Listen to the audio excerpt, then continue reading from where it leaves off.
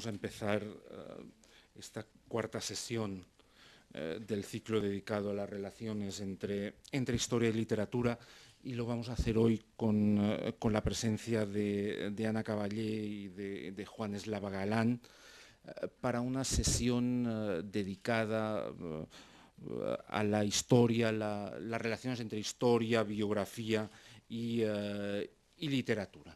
Vamos, como en las sesiones anteriores, a mantener, o van a mantener ellos, un diálogo en la primera hora para después darles la palabra a ustedes si desean intervenir. Ana Caballé es profesora de literatura española en la Universidad de Barcelona y responsable de la unidad de estudios biográficos.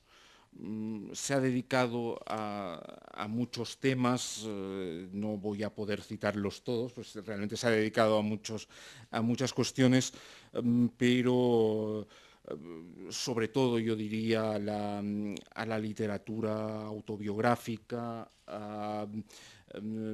Tiene algunas biografías también de algunos literatos, ha trabajado sobre el feminismo y muchas otras cuestiones. Además, colabora habitualmente en el suplemento cultural de ABC y se podrían destacar muchos textos suyos, pero yo voy a destacar en primer lugar uno que a mí me parece, digamos, es un libro que tiene ya algunos años, pero me parece que un libro fundamental, que es Narcisos de tinta, de 1995, y más recientemente, digamos, se podrían destacar sus aproximaciones a Francisco Umbral o a Carmen Laforet o al feminismo.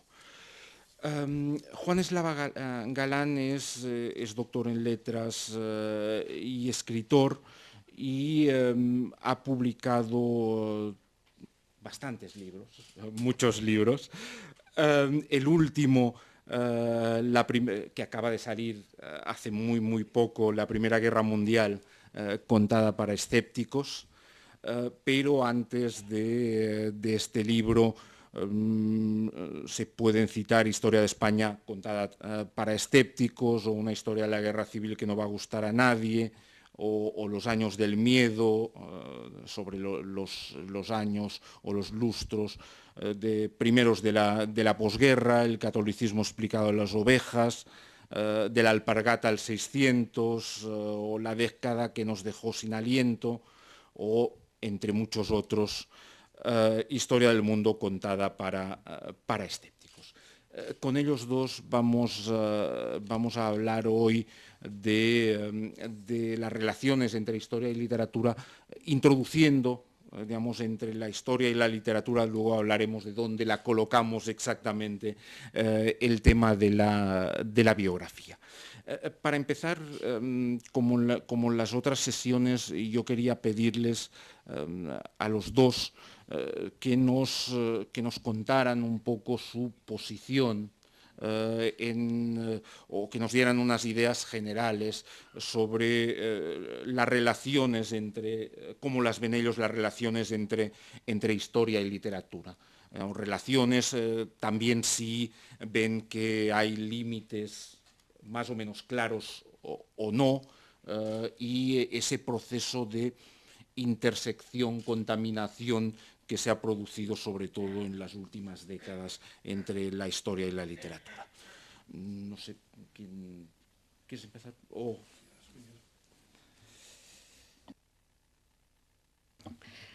Muchísimas gracias, Jordi Canal, por la presentación. Buenas tardes a todos. Para mí es un placer estar aquí, estar en la Fundación Mafre y participar en este coloquio que plantea o reflexiona sobre las relaciones entre literatura e historia, y hacerlo, pues, en fin, compartiendo la mesa con Juan Eslava Galán, un historiador que además ha sido, pues, pionero en un tipo de escritura de la historia una escritura divulgativa de la historia que se ha preocupado por el lector y que, digamos, ya en sus primeros libros, yo recuerdo En busca del unicornio, cuando ganó el premio Planeta en el año 87, que fascinó a todo el mundo con una novela, con un lenguaje histórico, pero al mismo tiempo con un argumento potente y una novela que se salía completamente de los cauces habituales, ¿no? De manera que es un placer estar con él, con ustedes y en el seno de esta espléndida fundación. Bueno, yo creo que las relaciones entre historia y literatura son intensas, profundas y que no han dejado de mantenerse vivas a lo largo de los años, ¿no? Los griegos y los romanos no distinguían exactamente entre una y otra. Era una escritura que a veces, digamos, era más poética y en otros casos era más histórica, pero que no distinguía, y solo con el paso del tiempo las tradiciones se han ido especializando y se han convertido en modelos epistemológicos distintos y al mismo tiempo, pues como decía, intensamente comunicados. Yo siempre cuento una anécdota que me sirve para ubicarme a mí misma en el mundo, en mi trayectoria profesional. Yo recuerdo que cuando era jovencita, en la biblioteca de mi padre solo había 3 tipos de libros. Libros sobre la guerra civil, yo tenía 11, 12, 13 años y naturalmente no los leía. Libros de derecho, mi padre era abogado. Y libros sobre Napoleón, que era un personaje que a él le fascinaba e iba acumulando libros. Descartados los libros sobre la guerra civil y sobre el derecho, pues no me quedaban más que las múltiples biografías que tenía sobre Napoleón, la familia, la Revolución Francesa, María Antonieta, Luis XVI, María Valesca, etcétera, etcétera. Y una de mis sorpresas fue cuando llegué a la universidad. Yo llegué con una, digamos, relativa preparación o lectura en biografías, libros de memorias, y mi sorpresa fue que en los 5 años de carrera, que entonces era la filosofía y letras, duraba 5 años, nunca ningún profesor me citó unas memorias, una biografía, unos diarios, una correspondencia. Bueno, para mí fue, digamos, algo completamente inesperado y que me hizo pensar. Acabé la carrera pensando que o bien yo había perdido el tiempo leyendo libros que no jugaban ningún papel intelectual, o si lo jugaban, pues algún problema había por el cual, pues en el mundo académico, esos géneros se ignoraban por completo. De manera que yo veo mi propia trayectoria profesional como una búsqueda de respuestas, de respuesta a una pregunta de por qué en el mundo académico pues, los géneros autobiográficos han jugado un papel tan pobre, ¿no? Claro, los géneros autobiográficos o biográficos tradicionalmente se han ubicado en el mundo de la historiografía.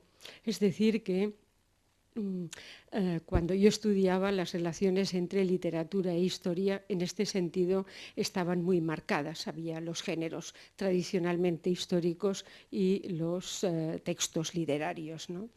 Pero por otra parte, yo creo que la cultura española es una cultura que está firmemente instalada en el método histórico, es decir, que el método histórico es el modelo fundamental de nuestras humanidades. Lo fue hace años y yo creo que de alguna manera lo sigue siendo.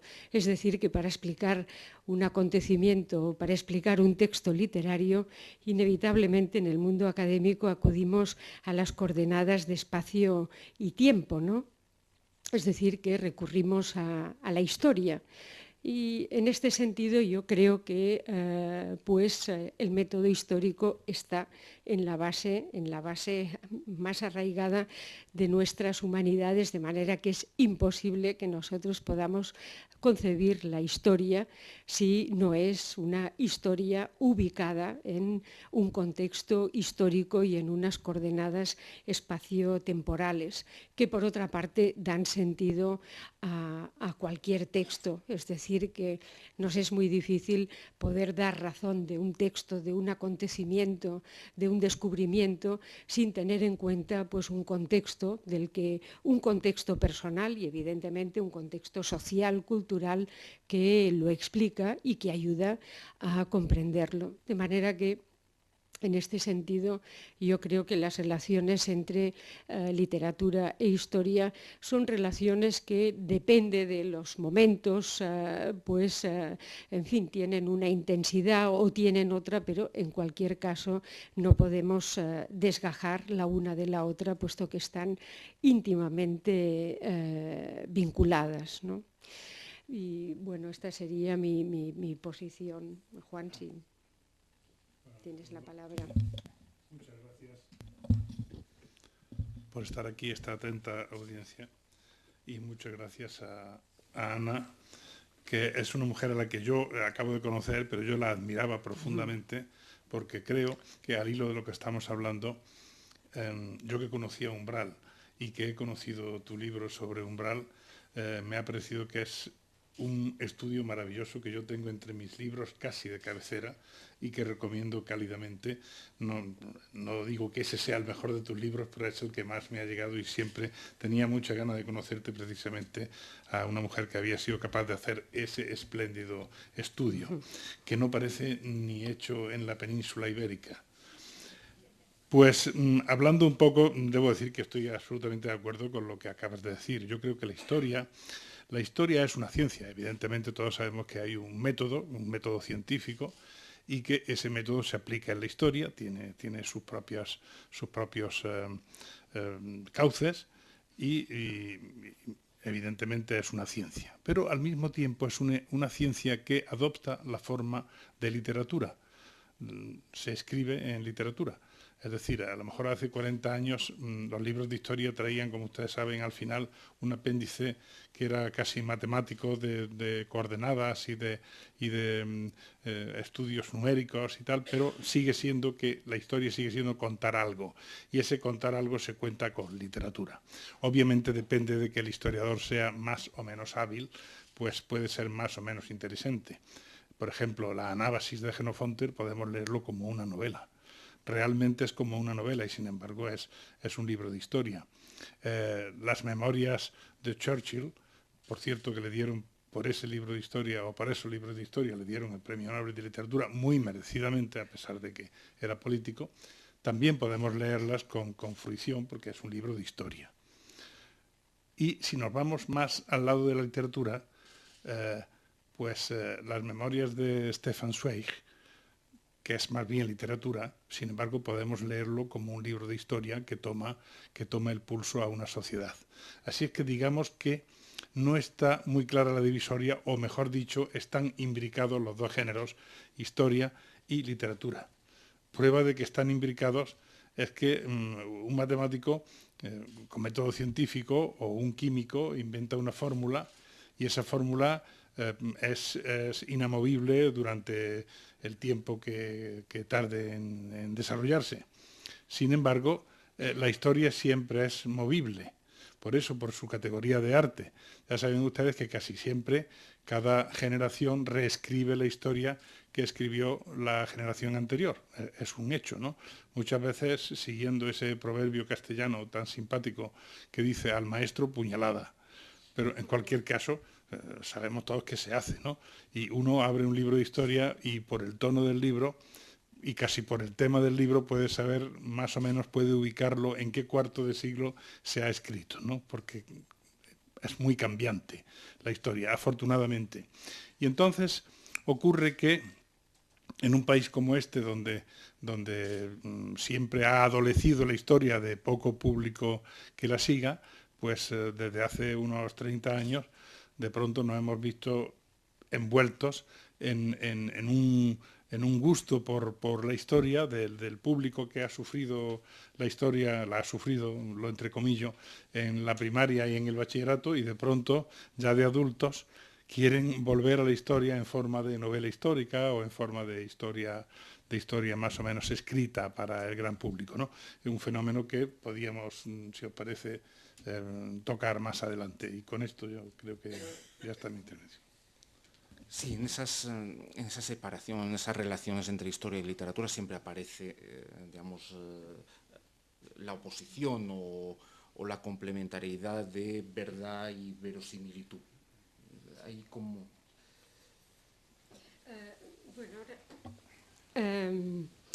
Sí, la verdad es que es un tema apasionante. Me permito llamarles la atención sobre una imagen que he traído que me parece que puede ayudar. Es una imagen, un símbolo de lo que podría ser la tarea del historiador, pero al mismo tiempo también la del escritor, ¿no?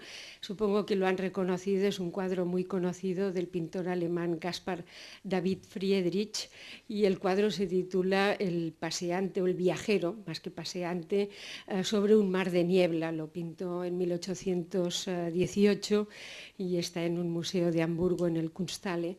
La verdad es que es un cuadro maravilloso en el que siempre se ha utilizado como una imagen del romanticismo, ¿no? Por el extremo idealismo que encierra el cuadro, pero a mí me llama mucho la atención o me ayuda digamos, a cristalizar lo que supone, digamos, la actitud del historiador, pero al mismo tiempo también la del escritor o la del novelista, que es alguien, si lo observan, este es un hombre que está de espaldas al público, observando un paisaje que está cubierto por un mar de niebla, que es opaco, pero en el que se vislumbran algunas siluetas en el horizonte. No sabemos si el estado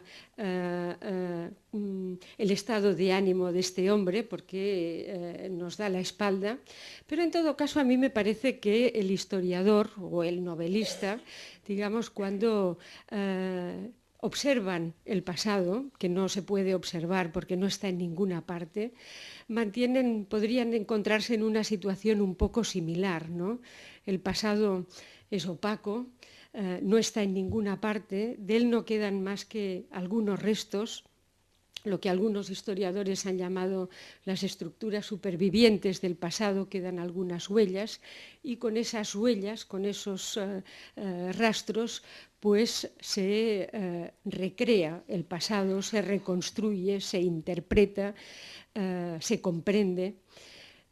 Y de hecho el historiador y el novelista tienen actitudes parecidas, en el sentido de que lo pueden expandir, lo pueden comprimir, lo ven desde una perspectiva o de otra, lo contemplan desde dentro o desde fuera, es decir, que tienen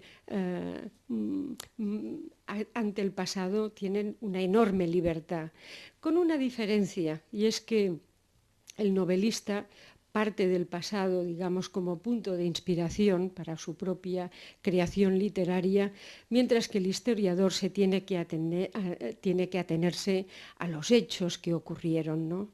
Esta podría ser la diferencia entre verdad y verosimilitud, es decir, que el novelista, el escritor, si quiere escribir una novela histórica, pues tiene que procurar ser verosímil, es decir, darle una apariencia de realidad a lo que está escribiendo, mientras que el historiador no puede permitirse, digamos, insertar creaciones propias en el seno del discurso histórico, es decir, que tiene que someterse a los datos que encuentra y, por tanto, en ese sentido, su actitud siempre necesariamente será algo más humilde que la del escritor, puesto que si no tiene información sobre algo, pues no puede improvisarla, ¿no? Entonces creo que, claro, verdad y verosimilitud son dos aspectos que se cruzan, pero que epistemológicamente son distintos. El historiador evidentemente tiene la obligación de buscar la verdad. La verdad no está en ninguna parte, pero tiene la obligación de preocuparse por ella, mientras que el escritor, el novelista, no tiene más que preocuparse porque el texto funcione. Y sin embargo, yo creo que tanto el historiador como el novelista deberían o tienen un objetivo común, que es causar un efecto en el lector. Y creo, como decía Juan hace un momento, que los historiadores muy frecuentemente han abdicado de ese propósito. Es decir, que muy pocas veces los libros de historia provocan un efecto, es decir, en fin, mueven al lector, nos crean un verdadero interés, ¿no? Razón por la cual pues en los últimos años es una verdadera preocupación por parte de los historiadores, ¿no? La escritura de la historia y cómo conseguir, digamos, una escritura de la historia que llegue al gran público, que pueda conmover y que por otra parte pues, se produzca esa transferencia del conocimiento, es decir, que salga del mundo endogámico académico para proponerse como una reflexión que nos incumbe a todos, ¿no? Y en ese sentido me parece que una vez más son dos caminos que se cruzan.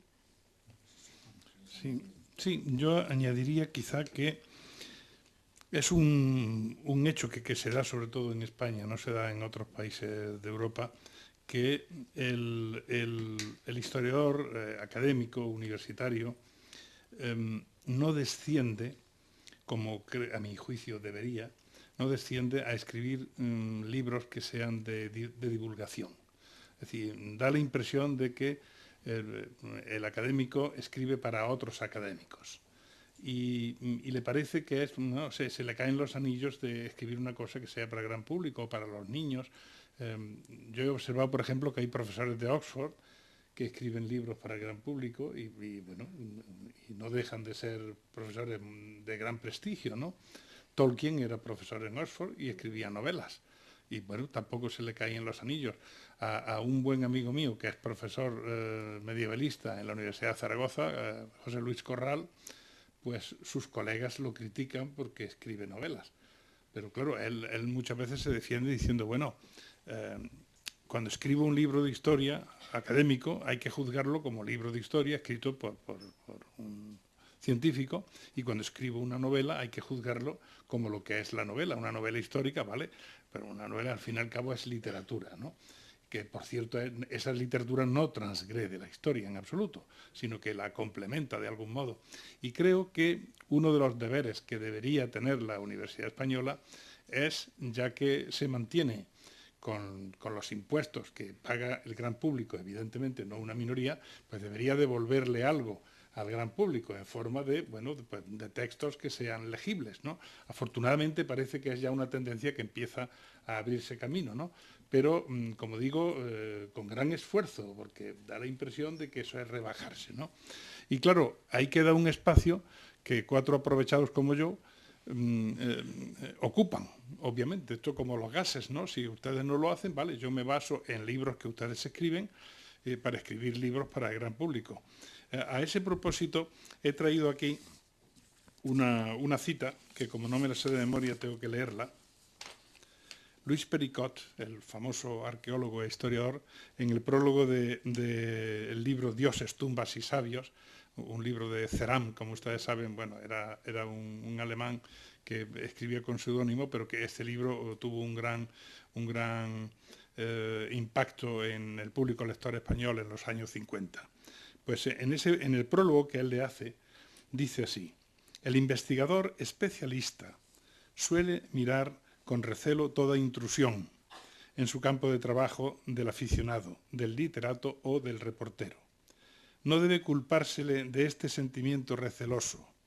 Es natural que sea un poco egoísta y un mucho vanidoso, pues sin este contrapeso de la vanidad y del egoísmo no se explicarían los esfuerzos, la paciencia, la renunciación a una vida normal muchas veces, a la que se ve obligado el que cultiva con pasión una ciencia.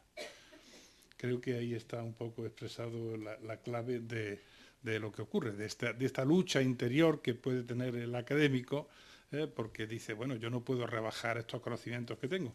Y como digo, normalmente el que hace novela histórica, como es también mi caso, yo hago ensayo y también novela, pues se basa obviamente en las investigaciones de los académicos. Lo que ocurre es que como las abejas libamos de lo que hacen los académicos, lo revestimos con algo de invención y se lo ofrecemos al público.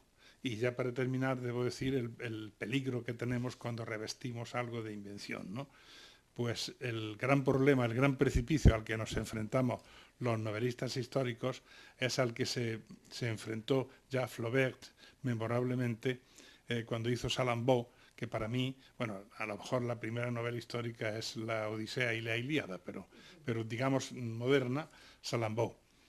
Él decía que lo difícil y el reto al que se enfrentaba, lo dice en su correspondencia, es que la estatua esté acompasada con el pedestal que debe sostenerla. O sea, la investigación, el personaje tiene que estar acompasado o tiene que estar equilibrado con el fondo histórico en el que nosotros lo colocamos. Raramente los novelistas históricos somos capaces de alcanzar tal proeza.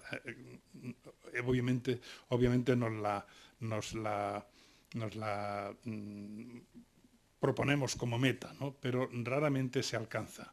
¿Por qué? Porque cuando uno se puede hacer una novela histórica, uno tiene que rellenar fichas, es decir, informarse un poco, a no ser que sepa mucho del tema, te tienes que informar sobre el tema previamente antes de ponerte a hacer la novela. Cuando te informas, llenas fichas y listas de personajes, y luego cuando estás haciendo la novela tienes la tentación. Ese es un gran armazón que levantamos para hacer la novela. Como si fuese la novela un edificio, levantaríamos un andamiaje potente para que contenga el edificio según nuestros planos. Pero después nos ha costado tanto trabajo montar el andamiaje que somos incapaces de retirarlo. Y entonces metemos con calzador datos que nos ha costado trabajo encontrarlo, y entonces, oye, esto no se va a perder porque estuve una semana en la Biblioteca Nacional leyendo 5 libros para sacar esto lo meto yo aquí por narices para que vean lo que sé. Con lo cual ya lo fastidias. Y fastidias la novela lo mismo que el académico fastidia también su trabajo con poner esas notas a pie de página tremendas, sesudas, que si hay algún lector mío aquí verá que yo también las pongo, pero siempre de cachondeo. Por eso, porque es la imitación de la cosa académica, ¿no? Y ya está, me parece que me estoy prolongando excesivamente.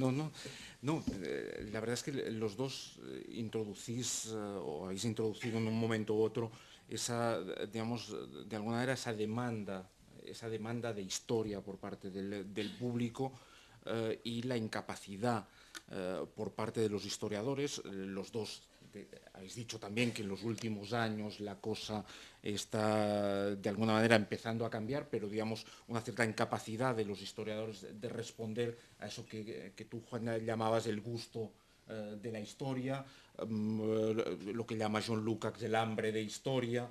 Digamos, hay ahí una demanda, una cierta incapacidad por parte de los historiadores académicos de responder a esa demanda, y de alguna manera la solución viene por esos dos caminos, divulgación histórica por una parte, novela histórica, o también yo creo que se podría extender, digamos, al éxito de determinadas series en la televisión, cuando tratan tema histórico. De alguna manera, digamos, hay una demanda por parte del público general de historia en España y en otros países. Lo que ocurre es que en España quizás, digamos, no se ha sabido, los historiadores no han sabido responder a ella, y ahora es el terreno, tú decías, ahí llego yo y cubro esa parte, pero digamos, hay ahí en los últimos, la última década o los últimos 20 años, las novelas históricas han proliferado y al mismo tiempo también los trabajos de divulgación histórica. Bueno, porque, perdona, Jordi, yo creo que la novela histórica le permite a un amplio público lector el conocer el pasado, el tener un vislumbre del pasado sin tener que pasar por una escritura académica que le obliga pues, a una dedicación y a una atención que normalmente no puede prestar, ¿no? Entonces, efectivamente, ante la polarización del discurso histórico entre un discurso académico pensado para otros académicos y cargado de erudición y de notas, y por otra parte pues una novela que permite pues una reflexión, una comprensión del pasado, pero hecho con todos los diríamos los rasgos, las características de la creación literaria, lógicamente el público lector se siente muy atraído por la segunda opción. Pero yo quería añadir que a esa, diríamos, pasión por la historia, que creo que es una característica de la sociedad lectora actual, creo que también hay una demanda de no ficción en general, ¿no? Quizá porque vivimos en un mundo en un mundo que tiene tanto de virtual, que todos tenemos una sed de realidad, ¿no? Y entonces la literatura de no ficción, sea la literatura, la novela histórica, pero sea la biografía, sean las memorias, los diarios, las cartas, en fin, tantos géneros que le suministran al lector pues algo que, digamos, una verdad que yo creo que en estos momentos necesitamos, ¿no? Y creo que las dos características se suman para que estos géneros ahora tengan digamos, ese interés, pero efectivamente la cultura española había dejado, digamos, el interés por la historia en una tierra de nadie. Es decir, que los historiadores se mantenían en un perfil completamente académico y erudito, y por otra parte, pues la novela histórica aquí ha surgido con mucha dificultad, y por tanto, en este sentido, ahora estamos viviendo una época, yo creo, muy interesante. Sí, bueno, estoy muy de acuerdo con lo que dice Ana. Yo incluso señalaría, porque se ha dado la característica, como apunta Ana, de que en otros países había interés por la novela histórica cuando aquí, pues no.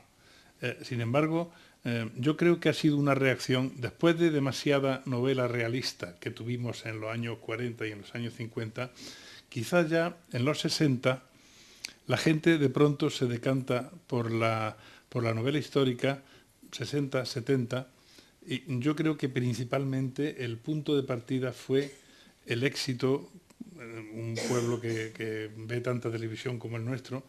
Ustedes recordarán la serie aquella Yo Claudio. El impacto de esa serie fue impresionante, total, y a partir de entonces la gente se interesó, vio que la historia no tenía que ser una cosa árida. No voy a comparar con Yo Claudio este último episodio que hemos tenido de Isabel, creo que se llama Isabel, ¿no? Del que yo solo he visto un episodio, pero reputados historiadores, a los que yo confío mucho, me dicen que estaba hecho con gran dignidad en cuanto al fondo, a los acontecimientos. Yo no vi más que un episodio porque aquella Isabel y aquel Fernando me parecía que eran, pues, en fin, dos chicos modernos, guapos y tal, y que no correspondían a la imagen que yo tenía, y entonces por eso no vi la serie, ¿no? Pero los que la han visto me dicen que por lo menos el fondo histórico lo han respetado, lo cual es muy respetable, porque además no hay que inventar nada, es tan interesante la biografía de los dos reyes católicos que realmente, ¿qué le vas a añadir? Que no sea del interés que tuvo realmente lo que ocurrió. Yo creo que a partir de esos dos hitos que decía antes, ¿no?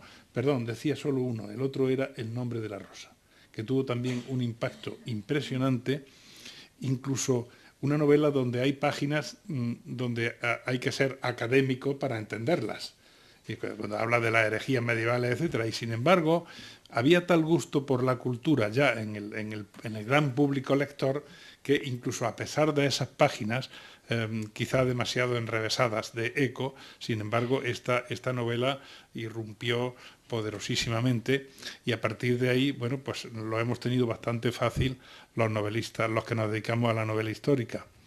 Yo debo decir, como anécdota personal, yo escribí una novela tipo bestseller sobre templarios hace ya muchísimo tiempo, La lápida templaria, y me avergonzaba un poco porque estaba escrito sin mucha voluntad de estilo, ¿no? Sino imitando el tipo de bestseller que yo leo de todo absolutamente. En eso me parezco a Cervantes, que leía los papeles que se encontraba por la calle tirados, ¿no? Entonces yo leo de todo y también leo bestsellers. No me avergüenzo de leer bestsellers, ¿no? Es decir, basura, si ustedes quieren, ¿no? Porque de todo se aprende. Entonces, pero yo quería escribir una novela de ese estilo, sin grandes, como digo, pretensiones estilísticas, pero me avergonzaba firmarla con mi nombre. La firmé con un seudónimo inglés, obviamente, para que quedara más. Y tuvo mucho éxito. ¿Por qué? Por el tema, porque era de templarios, etcétera. Después tuvo tanto éxito que ya me vi obligado a hacer otras 3 novelas de templarios y ya a la cuarta ya le dije a la editorial, mira, ya está bien de templarios, que ya está el tema muy sobado y sobre todo el tiempo que tarde en hacer otra, seguramente el gusto del público ya ha evolucionado y la gente pasa de templarios. Ahora es mi sorpresa, han pasado 20 años casi y observo que en las mesas de novedades siempre hay algo que es algo de templarios. Sí, yo empecé con la lápida, otro tiene la lanza templaria, el otro la llave templaria y finalmente el camisón templario. Pero, o sea, sigue y sigue y es curioso, ¿no? El gusto por esa mezcla de novela gótica, novela policíaca, novela intimista, novela romántica, novela con sexo, que todo eso cabe en ese tipo de novelas, obviamente, ¿no? Sí. Yo solo a las 2 novelas que tú decías, y desde luego estoy de acuerdo, añadiría Memorias de Adriano, de Marguerite Yourcenar, que también fue otro impacto. Bueno, Felipe González dijo que la había leído claro, varias veces. Claro, sí, por supuesto, sí. Y incluso, bueno, se ha estimado que cuando él declaró que estaba leyendo Memorias de Adriano, las ventas subieron. Sí, no sé si, muchísimo. Pero en todo caso fueron 3 novelas que marcaron mucho, pues un resurgir de la novela histórica con un formato muy moderno narrativamente. Sí, efectivamente. ¿No? Eso, Ana, nos serviría también para señalar 2 tipos de novela histórica, porque tú has dicho un ejemplo y yo he dicho el otro. El ejemplo del personaje, no sabemos tanto de Adriano como Marguerite Yourcenar puso en su novela. Obviamente, tú coges un personaje de eso y tú que eres una gran biógrafa sabes que ese personaje está en gran manera inventado o intuido, si queremos, ¿no? Pero eso es una manera de hacer novela histórica. Cuando te fijas en un personaje y lo intuyes y añades todo lo que puedas saber por documentación. De Adriano no se sabe tanto. Sin embargo, y la otra manera es cuando no es un personaje, sino que es un fondo, muchos personajes y un fondo, como sería, por ejemplo, la serie de Claudio el Dios y Yo Claudia, ¿no? Es decir, son los 2 estilos de novela histórica y con esto entraríamos en que gran parte de las novelas históricas que se escriben son biografías. Y también habría que ver el por qué, precisamente, quizá porque, bueno, tú de eso puedes quizá hablarnos mucho más que yo, por qué buscamos, los lectores, a veces en la historia, buscamos ejemplos que nos guíen un poco en este mundo en que vivimos ahora, un poco cambiante todo, y un poco pues, buscamos ejemplos que sean ejemplarizantes en el pasado, ¿no? O casi, si me dejáis, antes de ir a la biografía, que era el otro tema que yo quería abordar con vosotros, hay una cosa de lo que ha comentado Juan que me parece muy interesante y que creo que merece una cierta reflexión, que es cuando tú decías que de alguna manera la novela histórica, digamos, el origen o la primera gran novela histórica contemporánea era el Salambó de Flaubert. A mí me parece, yo estaría de acuerdo contigo, pero también es cierto que normalmente cuando se pregunta a alguien yo creo que en esta misma mesa, en las sesiones anteriores ha aparecido en algún momento eso de cuál es la novela de referencia. Hay una cierta tendencia a pensar más bien en Tolstoy, en Guerra y Paz, más que ir a Flaubert. Sí, sí. De alguna manera... Quizá porque Tolstoy está muy cerca, como entre nosotros también Pérez Galdós. Cuando hace los episodios nacionales, ahora evidentemente son espléndidas novelas históricas. En su tiempo no intentaban ser novelas históricas, intentaban novelar acontecimientos que estaban muy recientes y que ellos tenían de algún modo frescos en su tradición, ¿no? Con el tiempo llegan a ser grandes novelas históricas, evidentemente. Yo me refería a Flaubert en el sentido de que él reconstruye de la nada, prácticamente, con pocos datos arqueológicos. En Roma ya se preocupó de que quedara poco de Cartago, ¿no? Reconstruye la sociedad cartaginesa y reconstruye un mundo. Ahí me he venido yo a referir. No, lo que sí es cierto es que Flaubert lo hace con muchas lecturas, sí, porque sí, de algo era, era muy obsesionado, era muy riguroso. Las cosas. No, pero claro, de alguna manera Pérez Galdós nunca dice ni que pretende hacer novela histórica, está haciendo novela contemporánea. Su novela se ha hecho histórica con el tiempo y es un buen complemento de la historia. Aquí, sin embargo, sí podemos verlo, ¿no? Sí, tenemos muchas historias escritas en el siglo XIX, sobre el siglo XIX, pero los historiadores que quieren realmente entender el siglo XIX, además de esos documentos que tienen, deben recurrir a gente como Galdós, que nos explica el impacto de la sociedad. Intervenir en ese sentido. Estoy de acuerdo con lo que dice Juan completamente. Hay muchas novelas que cuando se escriben, el caso de los episodios nacionales es el mejor, ¿no?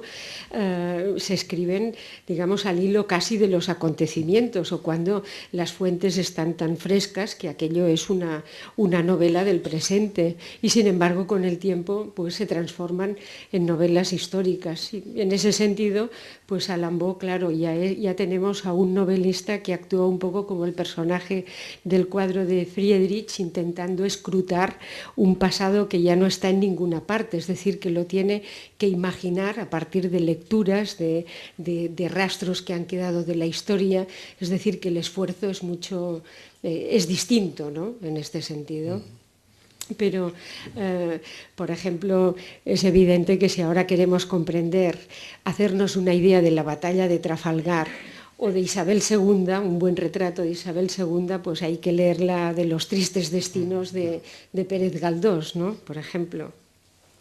Sí, y bueno, llegamos a la biografía. Ahí también, digamos, de alguna manera, como planteábamos para la novela histórica, esa novela histórica que por una parte novela, por la otra historia, la biografía también ha tenido en España, concretamente, digamos, una cierta dificultad de ubicación, digamos, por ejemplo, estoy pensando los historiadores siempre han desconfiado de alguna manera de la biografía, a veces desde el punto de vista de la literatura se la ve demasiado cerca de esa ciencia que decías tú, Juan. Tiene ahí dificultades realmente de ubicación que quizás en otras tradiciones, pienso en la tradición más anglosajona, nunca ha tenido realmente esos problemas. ¿Dónde ubicamos a la biografía? Bueno, el profesor Canal es muy prudente siempre y yo en eso sería mucho más drástica y diría que la biografía no ha jugado ningún papel en la cultura española, ni poco ni mucho, es decir, no ha tenido intelectualmente, no ha jugado ningún papel y la prueba es que carecemos de un canon, por ejemplo, sobre la biografía. A estas alturas pues no sabemos cuáles son nuestros modelos biográficos, no hay un acuerdo sobre cuáles son las mejores biografías. Por poner un ejemplo, una biografía que se escribió en los años 20 de Antonio de Marichalar, que se titulaba Vida y fortuna del duque de Osuna, pues se la tiene como una de las grandes biografías del siglo XX, cuando es un libro que no tiene ningún interés desde ningún punto de vista, ¿no? Es decir, que haría falta, que yo creo que estamos ahora en la línea de reflexionar en la biografía como un género que tanto desde el punto de vista histórico como literario tiene mucho que aportar, ¿no? Y en el sentido que decía Juan, pues yo creo que el conocimiento de otra vida humana siempre nos resulta interesante. La vida humana, pues un poco lo que expresa el cuadro de Friedrich, nos es opaca a nosotros mismos, es decir, que vivimos, pero ni siquiera nunca para nosotros mismos tenemos una imagen clara de cómo es nuestra vida. De manera que conocer las vidas de otras personas nos puede resultar muy interesante, incluso para comprender mejor la nuestra y también para establecer puntos de referencia en relación a la nuestra, ¿no? Y creo que en este sentido pues, va mucho más allá de ser un género histórico literario para ser un género de reflexión moral, ¿no? La biografía tiene unos orígenes muy antiguos. Las vidas paralelas de Plutarco han sido un bestseller a lo largo de la historia, un libro leído por todas las generaciones precisamente por esa razón, ¿no? Por la necesidad de conocer otras vidas y medirnos respecto de ellas. Entonces, yo creo que nosotros, la cultura española, ahora está descubriendo la biografía. Cuidado, descubriéndola no como lectores. Yo creo que la biografía ha vivido un poco, aquí hay editores que nos lo podrían decir mejor que yo, pero creo que ha vivido un poco al margen de las modas, es decir, que ha habido un público fiel a la biografía, desde luego lo hubo en los años 20, que fue la gran época de Emil Ludwig y Stefan Zweig, etcétera. Pero después también tuvo su público. La prueba es que, por ejemplo, la biografía ha sido inmune a la deconstrucción, ¿no? Es decir, que las últimas corrientes teóricas, pues a la biografía sí la han hecho reflexionar, pero en todo caso la han mantenido bastante al margen, ¿no?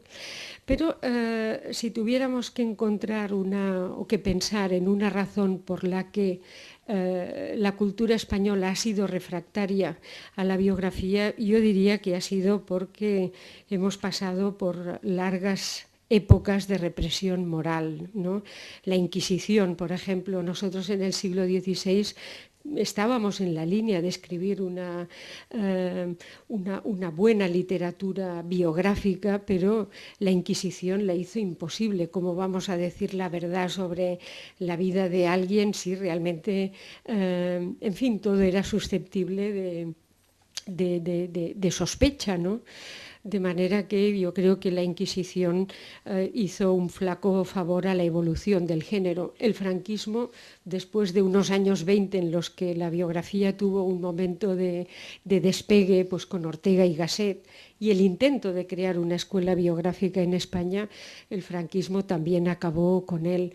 Y yo estoy convencida de que es un género que está muy vinculado a la libertad de expresión, ¿no? Difícilmente podemos hablar de la vida de alguien si hay aspectos que no son completamente imposibles de tratar por razones políticas, por razones morales, etcétera. Y creo que ahora, en una sociedad en libertad como la que tenemos, pues creo que la biografía ahora puede, en fin, puede desarrollarse sin cortapisas. Sí, bueno, estoy totalmente de acuerdo. Y yo añadiría quizá que al hilo de hablar del efecto de la Inquisición, que la Inquisición no fue solo el tribunal de la Inquisición, fue interiorizada por el pueblo español hasta el siglo XIX y me atrevería a decir que hasta el XXI. Yo apuntaría como biografías de la primera época de la Inquisición, biografías morales, la novela picaresca, son vidas, pero al mismo tiempo siempre tienen el sentido moral de que uno se recrea leyendo esas vidas, pero al final siempre viene el sentido de que, bueno, esto no es un ejemplo a imitar, esto más bien es todo lo contrario, ¿no? Son pecadores. Y de ahí hemos pasado directamente a la vida de santos, por lo menos en este país nuestro, ¿no? Entonces, claro, efectivamente ahí hay un gran vacío que cuando contemplamos la bibliografía internacional nos damos cuenta de que hay un gran interés que ahora ya lo va viendo en España. También al hilo del viaje. Yo recuerdo, hace no mucho estuve en Viena y había una gran cantidad de españoles que habían leído una biografía reciente sobre la emperatriz Sisi, Elizabeth, y precisamente estaban viajando allí porque querían ver, es decir, querían empaparse de los lugares donde ocurrió la cosa, ¿no? Es decir, que ya parece que por fin, al hilo de la libertad, aunque no se pueden escribir las biografías de todo el mundo, una libertad relativa, hay concretamente una biografía que todos estamos deseando de leer algún día y cuando se escriba, pero efectivamente ya se pueden escribir biografías en España. Bueno, no, adelante, adelante.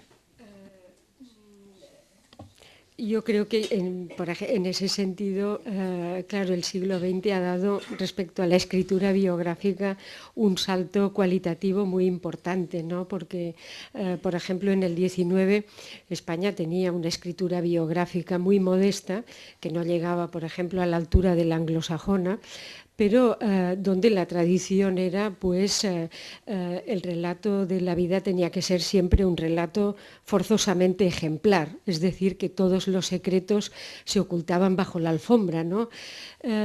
Y eso en la sociedad inglesa a finales del siglo XIX llegó a causar verdadero empacho, ¿no? La gente estaba cansada de las vidas ejemplares, de vidas perfectas, donde todo, en fin, donde la gente no tenía caídas, no tenía tropiezos, no tenía deslices, y eso coincidió, pues, con la aparición de Freud, con la llegada de la relectura de la infancia, el descubrimiento del psicoanálisis, y la verdad es que el siglo XX se convirtió, pues, en un mundo intelectualmente apasionante para el biógrafo, puesto que pudo incorporar muchísimos elementos que la biografía anterior había desconocido, ¿no? Y yo creo que a nosotros, a todos, nos interesa mucho más una biografía contrastada, en la que el personaje, la vida del cual se nos está contando, pues es una vida en la que hay de todo, hay luces, hay sombras, hay aciertos, hay caídas, porque la vida es así, ¿no? Que no una vida en la que todo se ofrezca y encaje en un modelo de perfección, ¿no? Porque esta vida está tan alejada de nosotros que no nos resulta ni siquiera verosímil, ¿no? No, sí, digamos, tú planteabas, digamos, queda muy claro ese momento de los años 20, de los años 30, con intentos de la colección de Espasa, de biografías, un cierto corte con el franquismo, salvando quizás, no sé, estoy pensando en Marañón, por ejemplo, y algún otro intento en ese sentido, y luego un momento de llegada otra vez de la biografía, pero con una cierta dificultad. Porque yo lo pienso, por ejemplo, desde el terreno que conozco más, desde el terreno de la historia, digamos, a los que estudiamos en las universidades en los años 80, todavía, digamos, la biografía era algo muy mal visto. Digamos, y algunos historiadores en aquel momento que escribieron libros de historiografía, de alguna manera alertaban contra el peligro de que los historiadores, digamos, se centrasen demasiado en la biografía, por lo tanto en los individuos, y que dejasen de alguna manera de lado lo realmente importante, que eran las estructuras. Digamos, aquí hemos hecho que algo tiene que ver también con lo que comentábamos antes, a mí me parece, de haber derivado hacia una historia, digamos, muy alejada del público. Hemos hecho una historia de estructuras en donde no hay individuos, en donde no hay personas de carne y hueso, Y de hecho, yo lo que recuerdo es en los 80 había una cierta alerta en algunos sectores de cuidado, no vayamos hacia ese camino, porque ese camino nos lleva, digamos, nos saca de la ciencia y nos lleva al terreno de la literatura. Incluso, digamos, es el momento que algunos no ven nada claro lo que propone la microhistoria. Digamos, que de alguna manera yo creo que es una de las grandes biografías del final del siglo XX, la biografía de Menocchio en El queso y los gusanos. Pero incluso ahí, que era saltarse una de las grandes prevenciones, que era contra la biografía también, que era decir, no, la biografía solamente se ocupa de los grandes hombres. Claro. Ahí te sacan una biografía de un pequeño hombre, de un ser normal, excepcional, y evidentemente ahí ya no se puede decir la biografía solo se dedica a los grandes hombres, también se dedica a los pequeños. El problema es que se dedica realmente a los individuos, y a los individuos los tenemos de alguna manera disfrazados detrás de las estructuras. Eso en el terreno de la historia, y eso yo creo que ha frenado en buena medida, digamos, el éxito de la biografía en España. Empiezo por lo de Marañón, porque creo, sí, Marañón podía haber sido un gran biógrafo, porque además nosotros que por esas razones, Inquisición, represión moral, hemos sido tan refractarios a la interpretación psicológica, y sin psicología no hay biografía, Marañón escribía biografías psicológicas. Para mí el problema de Marañón, y razón por la cual no me funcionan sus biografías, es que él tiene una tesis. Escribe de un personaje, sea el conde duque de Olivares, sea don Juan Tenorio, sea Miel, con una tesis, ¿no? Y el personaje le sirve para demostrar una tesis. Y en cambio nuestra actitud como biógrafos ahora es muy distinta, es una actitud mucho más abierta, de que nadie tiene, o sea, con el personaje no vamos a demostrar nada, sino que lo que hay que hacer es comprenderlo, ¿no? Y un cambio importante que ha hecho la biografía es no tanto ya explicar los hechos de la persona, sino el querer comprender las motivaciones de esos hechos. ¿Por qué hizo lo que hizo? Más que lo que hizo, ¿no? Y en cuanto al cambio, claro, en paralelo digamos, a la historia social, pues en los estudios literarios, en el año 68, Roland Barthes publicaba aquel artículo tan famoso, La mort de l'auteur, ¿no? La muerte del autor, y Michel Foucault al año siguiente, ¿quién es el autor? ¿No? Que es el auteur. Dos textos que servían para poner digamos, en solfa la importancia del autor en el estudio del texto literario, la impugnación del autor, ¿no? De manera que sí, la biografía ha pasado por unos años que ha estado completamente, diríamos, en tierra de nadie. Y lo que yo decía antes es que, al margen de que desde el punto de vista intelectual no gozara de un reconocimiento, sino más bien de un rechazo, de un desprecio, el público lector le ha sido siempre fiel a la biografía, es decir, las biografías han tenido su público al margen de las modas intelectuales, ¿no? Claro, lo que hizo Ginsburg con El queso y los gusanos es poner en evidencia a los historiadores que se podía dar un paso más allá y no se trataba ya de solo las vidas de personajes célebres, el de viris illustribus de los romanos, sino que cualquier vida podía ser susceptible, digamos, de interés, y sobre todo con cualquier vida podíamos explicar un periodo histórico, una etapa histórica. No tiene por qué ser un personaje importante. De hecho, cualquier vida es interesantísima. El problema está, y volvemos ahora al comienzo de todo, en escribirla, ¿no? Mucha gente pues te dice, bueno, es que yo es que mi vida es una novela, es que si yo le contara a usted, mi vida es una novela. Todos tenemos esa sensación, ¿no? Que de alguna manera nuestra vida es una novela. El problema es escribirla, ¿no? Y ahí volvemos a las relaciones entre literatura e historia. Sí, simplemente señalar que hay un gran interés ahora, no solo por las biografías de los grandes personajes, sino por lo que Unamuno llamaba la intrahistoria, que son las vidas que explican también de personajes irrelevantes, es decir, la vida cotidiana. Hay muchísimo interés precisamente por la vida cotidiana. Yo estoy recordando un libro ya antiguo que hacía la vida de una sociedad, de un pueblo, el Montaiú, la aldea occitana. Ese fue absolutamente paradigmático, porque a través de la vida de unas pocas personas irrelevantes se expresaba muy bien el sentido de una época, ¿no? Y yo creo que sí, que efectivamente, en paralelo a la biografía de los grandes varones ilustres, que nos viene de Roma, etcétera, pues también estamos ahora incorporando, quizá como un aporte de la burguesía, ¿no? Un aporte de la burguesía, la vida también interesante de gente que no tiene tanta relevancia, pero que te explica una época.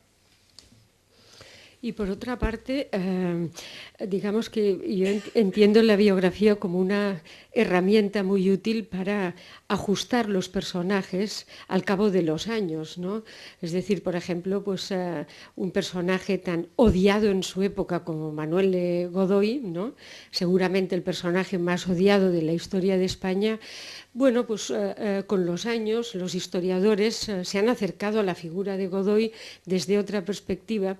Es decir, que la biografía tiene, diríamos, como un efecto de ajustar el personaje al cabo del tiempo con otras luces, ¿no? Personajes que en su momento parecieron pues perfectos, un modelo de ejemplaridad, pues con los años hemos descubierto, gracias a las biografías, que no eran tan ejemplares, ¿no? Como parecían. Y por el contrario, otros personajes excesivamente denostados, la biografía después les ha dado otra oportunidad, ¿no? Por ejemplo, pues Stefan Zweig se la dio a María Antonieta, ¿no? Un personaje completamente estigmatizado, pues Zweig y Lerbelock, pues la vieron desde otra perspectiva y dijeron, bueno, cuando tenía 20 años quizás sí que se comportó estúpidamente, pero en cambio cuando la acusaron se convirtió en la reina que antes no había sido, ¿no? Es decir, que en ese sentido la biografía da mucho juego. Podemos ahora abrir, digamos, la sesión y si alguien desea intervenir, preguntar, comentar alguna cosa.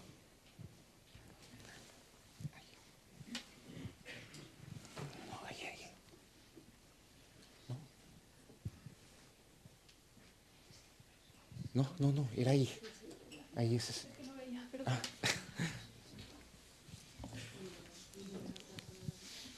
Sí, buenas tardes. Estando de acuerdo con todo lo que han dicho ustedes, quisiera recordar a la hora de la novela histórica, por ejemplo, la figura de la novela romántica y concretamente Walter Scott, ¿no?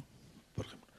Por otro lado, también que me ha llamado la atención en España al hablar de las biografías, que quien cultiva más el género biográfico español es un irlandés, que es Ian Gibson, precisamente, ¿no? Hemos tenido que esperar a alguien procedente del mundo anglosajón que nos haya hecho biografías, como todo el mundo sabe, de Lorca hasta Antonio Machado, recientemente, aunque está incompleta, de Buñuel, etcétera, ¿no? Y en cuanto a la divulgación de la historia, a mí me gustaría recordar el papel que quizá más humilde, ¿no?, que ha jugado en la divulgación de la historia la prensa, ese periodismo que muchos hemos seguido. Me refiero a publicaciones en su momento como Historia 16, por ejemplo, ¿no? Tiempo de Historia. O sea que ha habido un puente ahí entre lo que era el mundo académico y, por otro lado, la novela histórica, ¿no?, o el relato de ficción basado en la historia. Y bueno, con esto yo creo que he dicho todo lo que quería decir. Muchas gracias. Sí. Perdón, yo solo un apunte para darle la razón. Van saliendo cada año nuevas revistas de historia, claro, que es señal evidente de que el género interesa mucho al personal.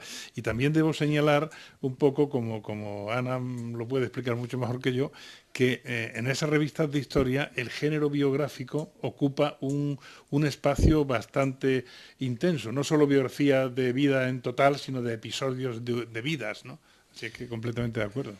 Sí, y para terminar, que se me había olvidado, era simplemente si no sería precisamente la historiografía marxista, lo que, en fin, que da preponderancia a la lucha de clases, a lo colectivo, lo que también puede ser una causa de que no se haya precisamente trabajado el género biográfico, es decir, al dar más importancia a lo colectivo que al individuo propiamente dicho, ¿no? Si el marxismo, en España y fuera de España también, no puede ser una explicación que en fin, que contribuye a esta idea de que no ha habido un género biográfico, porque no interesaba la biografía, ¿no? Realmente era lo colectivo, ¿no? Las luchas de clases, los grandes panoramas, etcétera, ¿no? Gracias. Sí, nos habíamos olvidado de Walter Scott, que claro, y de nuestro, digamos, del homólogo francés que fue, español, que fue Enrique Gil y Carrasco, ¿no? Con El Señor de Bembibre, una novela de templarios, precisamente, ¿no? Sí, sí. Una cosa, cuando usted decía lo de Ian Gibson y que efectivamente Ian Gibson y Paul Preston, pues entre los dos están biografiando todo el siglo XX español, ¿no? Bueno, no deja de ser preocupante, ¿no? Es decir, si nosotros ahora repasáramos las grandes figuras de la historia de España, pues desde Felipe II, Carlos V, Isabel la Católica, el conde duque de Olivares, hasta Franco, pues son personajes que están historiados fundamentalmente por el hispanismo anglosajón. Bueno, no deja de ser inquietante para un país, ¿no? para una cultura, que la escritura de sus personajes más emblemáticos esté en manos, digamos, de personas de otras culturas, ¿no?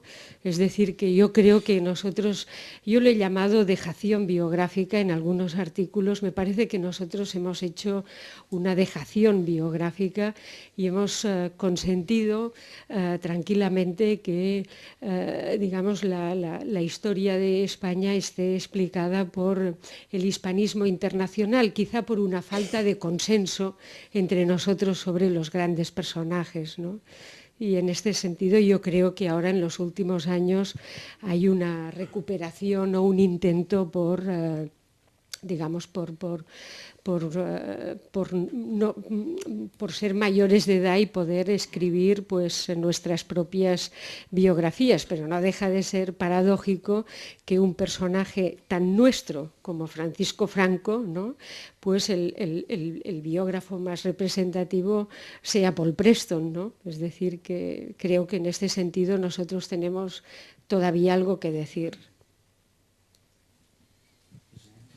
Y en todo caso, cuando yo aludía, digamos, a esas dificultades de la biografía en los 70, en los 80, y yo creo que una parte de responsabilidad se puede atribuir a la historiografía marxista, me parece claro, pero no solo. Yo creo que Ana apuntaba, digamos, yo creo que un cierto estructuralismo, los anales en ese momento, la escuela de los anales, ahí estarían entre la segunda y la tercera generación que seguían siendo muy influyentes, digamos, también eran relativamente reacios en ese momento a la biografía, pero sí es cierto que yo creo que en buena parte, digamos, el peso que tuvo en España en esos momentos y muy vinculado al momento de finales del franquismo, transición, y un poquito más la historiografía marxista también yo creo que marcó muy claramente.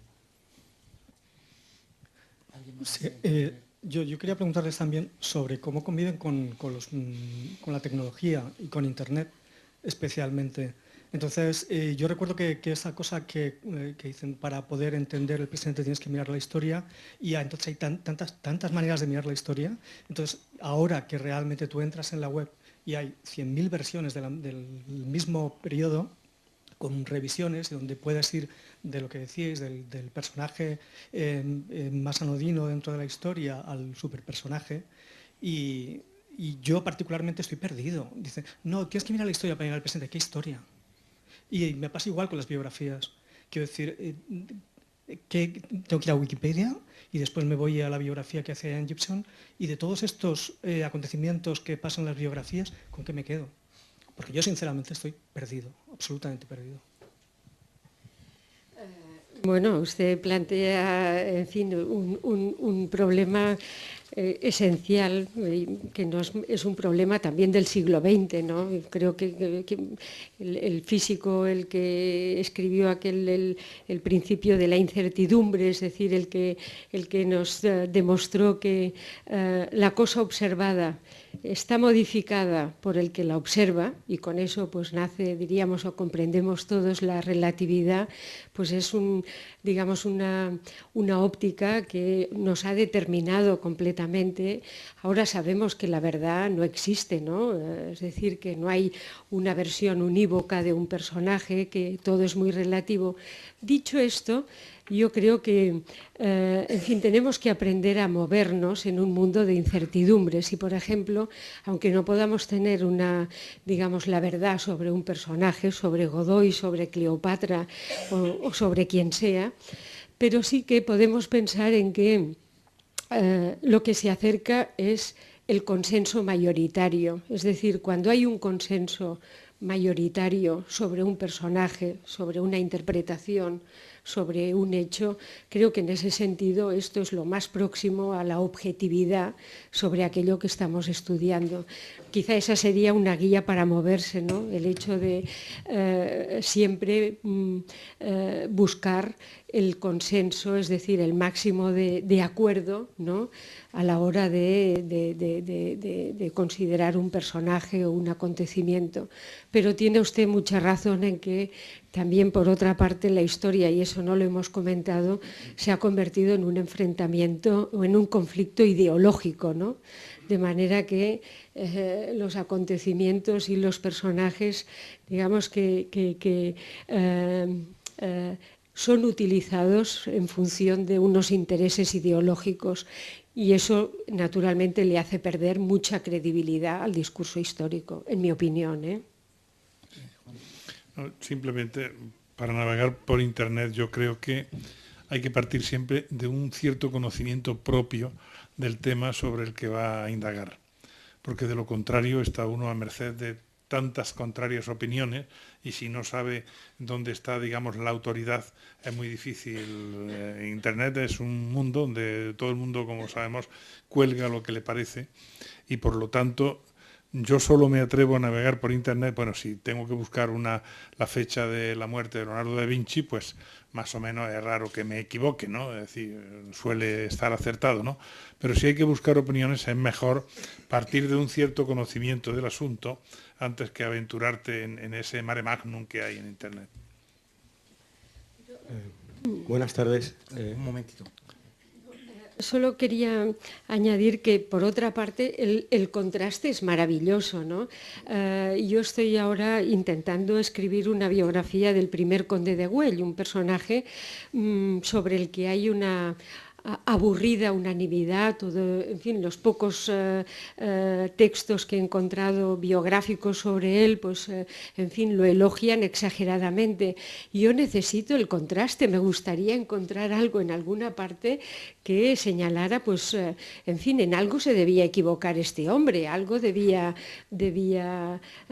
algún defecto debía tener, ¿no? Entonces creo que el contraste, que ahora pues en Internet es perfectamente asequible, es decir, las múltiples lecturas de un mismo acontecimiento, pues también son muy enriquecedoras, ¿no? Sí, buenas tardes. La pregunta es para Juan Eslava Galán. Hace pocos días cumplió un aniversario más de un acontecimiento reciente de nuestra historia, que es el 23 de febrero. Coincidiendo con esa fecha se estrenó en televisión un nuevo género, que es el falso documental o el documental de ficción, en la cual nos contaba, bueno, pues una historia un poco rocambolesca sobre lo que sucedió en aquel momento histórico, ¿no? En su serie sobre la reciente historia de España, concretamente el último libro, en la década que nos dejó sin aliento, pues se termina con ese episodio de nuestra historia reciente. Y usted nos cuenta un poco qué sucedió en aquellos días y nos da a entender, bueno, pues unos hechos que la verdad es que no forman parte de la historia oficial. La pregunta es, ¿lo que usted nos cuenta en el libro también es ficción, pura ficción como ese documental, o es cierto? Y luego, ¿hasta qué punto tenemos derecho los lectores, sobre todo los que no tenemos una gran cultura o no somos eruditos, a diferenciar lo que es la ficción, la pura ficción, de los acontecimientos con un mínimo rigor histórico. Bueno, en este libro al que usted alude y que le agradezco que haya leído, cuando llegué al 23F me planteé dos cosas, o decir lo que todo el mundo dice o decir lo que yo sabía por lecturas, obviamente, ¿no? Y entonces pensé, no, voy a decir lo que sé por mis lecturas, ¿no? Investigaciones no hechas por mí, sino por otras personas.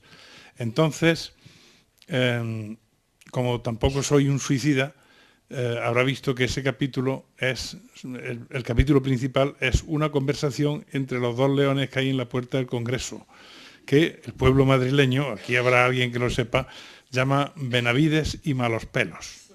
Ese es el nombre que se le dio desde el principio a esos dos leones. Entonces los dos leones conversan sobre la movida que está habiendo y así yo, pues digamos que me mantengo al margen y siempre le puedo, en caso de que me lleven a juicio, puedo echarle la culpa a los leones. Yo soy un mero transcriptor. Pero sí, lo que digo ahí es lo que yo creo que ocurrió. Y el otro día, cuando ocurrió esto, cuando usted vio esto en la tele, yo no lo pude ver porque había otra cadena contraprogramando en, ¿cómo se llama? No sé qué cadena era, pero era este espacio que hay de Iker Jiménez, que parece mentira, que sí, siempre pensamos, eso no puede ser histórico. Bueno, ahí estaba Jesús Palacios, que es el que más sabe sobre el golpe de Estado, ¿no? El falso golpe de Estado del 23F, ¿no? Y entonces yo me quedé prendado de lo que estaba diciendo en el programa de Iker y no he visto esto, aunque me han avisado que está colgado en Internet, ¿no? Esta especie de manipulación graciosa que han hecho del tema. Y que creo, por lo que me dicen, que en el fondo cuenta lo que ocurrió, pero lo cuenta también, como yo, cobardemente, diciendo que eso es una ficción, como lo mío, entre la conversación entre los dos leones, ¿no? No sé si queda claro ya, si no, digámoslo ya con palabras de Román Paladino, y esto es lo que yo pienso del tema, ¿no? Estaba todo el mundo pringao ahí, tanto la izquierda como la derecha, como la pluscuamperfecta, y después pues nada, le echaron la culpa al desgraciado que lo estropeó todo, que fue Tejero, lo estropeó. Es decir, que estaba todo perfectamente orquestado, ¿no? Y esa es la verdad. Ahora nos cuentan milongas, pues bueno, todavía no estamos suficientemente maduros como para saber la verdad. Pues yo creo que ha quedado respondida la pregunta. Solamente me falta también preguntarle si esta serie acaba ahí en ese libro o los que esperamos que continúe, algún día veremos publicada otro episodio. Bueno, estoy trabajando en el último episodio, ¿no? Que se va a titular, no sé si el título les va a parecer bueno, del bulli a los bancos de alimentos. No. Muchas gracias y gracias por enseñarnos historia y sobre todo por hacernos pasar es un placer. Tan buenos ratos. Muchas gracias. ¿Alguien más desea intervenir? Ahí primero y luego... Hola, buenas tardes. Quería preguntar a cualquiera de los dos, un novelista, según sacado en conclusión, utiliza la imaginación para hablarnos de la historia. Pero ¿puede un historiador tomar como base una novela histórica para contar un libro de para hacer un libro de historia? Y me viene a la memoria un título que yo creo que aquí todos los ponentes estos días han citado, que es Tolstoy y Guerra y Paz. Si un historiador quisiera hacer un libro sobre las guerras napoleónicas en el siglo XIX, ¿podría tomar como base principal el Guerra y Paz de Tolstoy? Bueno, yo brevemente y luego creo que no. Un historiador debe basarse en fuentes primarias, fundamentalmente, ¿no? Pero no debe tampoco olvidar las fuentes secundarias. Y diríamos que la literatura del periodo dice mucho acerca del periodo y por lo tanto yo creo que no está completa la formación del historiador si no tiene en cuenta la literatura y el arte y otras ciencias auxiliares. Modernamente incluso hay que tener en cuenta la fotografía. Hay una fotografía que para mí es muy definitoria. Yo, los que conocen mis libros ya saben, yo pongo muchas fotografías, nunca de adorno. Hay una fotografía del principio de la Guerra Civil, cuando estaban combatiendo milicianos que iban todos los días de Madrid a Guadarrama, ¿no? Con las columnas que venían de nacionalistas en Guadarrama. Hay una fotografía que ustedes quizás la tienen porque está muy publicada, pero nadie se pone a mirar con lupa los detalles de las fotos, y eso es también un poderoso auxiliar de la historia.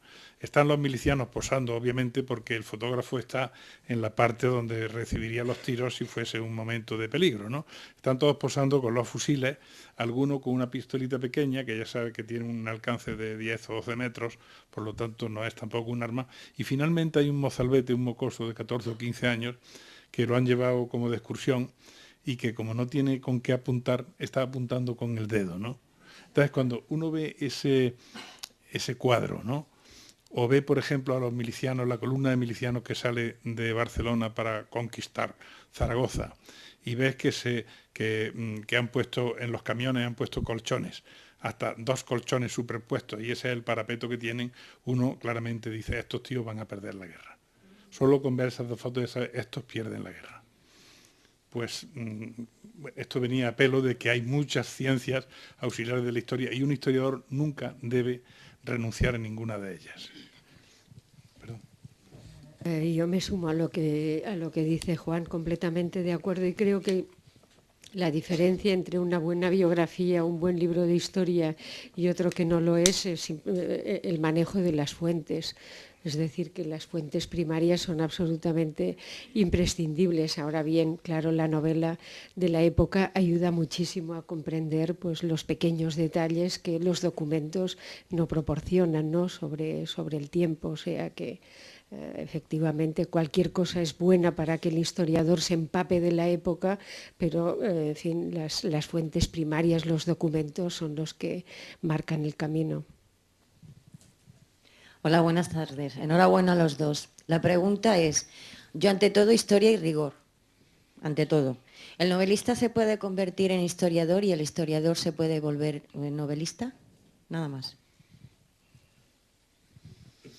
Bueno, vamos a ver. Yo he navegado, digamos, en los 2 campos. Yo hice mi tesis doctoral sobre historia medieval, ¿no? Y he escrito algunos libros de historia, en los cuales no he dejado campo ninguno para la fantasía, me he atenido a lo que es, ¿no? Y luego he escrito libros como novelas históricas, donde obviamente ya me permito más licencias, ¿no? Creo que no debemos marcar estrictamente los 2 territorios. Creo que el historiador tiene que esforzarse en presentar, el historiador serio, campanudo, quiero decir, académico, tiene que esforzarse en no complicar excesivamente lo que dice, es decir, en decirlo con claridad. Antes, en una tertulia que teníamos, yo citaba una anécdota que la cito muy a menudo porque la tengo muy presente, ¿no? Cuando Eugeni Dors, el famoso esteta y escritor, le dictaba, porque entonces él no escribía, sino que dictaba a una secretaria sus artículos, al final, cuando acababa el artículo, le decía, señorita, ¿está claro? Y decía, sí, don Eugeni, está perfectamente claro. Entonces él decía, oscurezcámoslo. Y lo reescribía más oscuro. Bien, yo creo que el historiador profesional debe esforzarse en hacer historia seria, académica, pero si es posible que la escriba bien y que se entienda lo que dice, eso es muy de agradecer. No voy a señalar a nadie por no hacer daño, ¿no? Pero hace un par de años yo tuve aquí una pequeña diatriba en esta misma mesa con un historiador de gran fuste que escribe un libro donde le dedica 30 o 40 páginas a los cátaros. Uno lo lee. Yo entiendo algo de los cátaros porque me ha interesado siempre la lectura, ¿no? Entonces, pero leyendo ese libro uno no se entera absolutamente de nada. Pero absolutamente de nada, no te queda nada claro, ¿no? Entonces, la claridad es la cortesía de cualquier persona que escribe. Por lo tanto, el historiador debe esforzarse en escribir con claridad, que no para los colegas, sino, si es posible, para un público lo más amplio que pueda, ¿no? Y igualmente, el que hace novela histórica debe esforzarse en fundamentar lo que está contando, ¿no? Yo recientemente he leído una novela histórica, esto puede parecer una tontería, quizá lo sea, ¿no? Pero donde habla de un Berlín devastado, en el año 40, un Berlín devastado por los bombardeos, porque el Avro Lancaster, el famoso bombardero este con aspecto de caja de membrillo inglés, pues descarga allí cada día las bombas y tal, ¿no? En el año 40 apenas estaba Berlín tocado por los bombardeos y el Avro Lancaster, por curiosidad yo sé que empieza a funcionar en el año 42. Luego, no te has esforzado en documentarte, se le puede decir al novelista, ¿no? Claro, para el gran público, a lo mejor alguien que no entienda, pues la cosa cuela y no importa, ¿no? Pero en el momento en que tú ves un defecto de ese tipo, automáticamente ya te ha arruinado el efecto que tiene que causar la novela, porque ya le estás viendo que Isabel la Católica no podía estar enganchada al tabaco, por ejemplo. Cosas como esta, ¿no? De pronto te arruina la novela, ¿no? Así es que yo diría que cada uno tiene que esforzarse en comprender y en aprender el arte del otro. Vamos a terminar acá. Muchas gracias a Ana y a Juan y a todos ustedes. Y mañana vamos a continuar con el ciclo y vamos a terminar con las intervenciones de Javier Cercas y Juan Pablo Fusi. Buenas noches.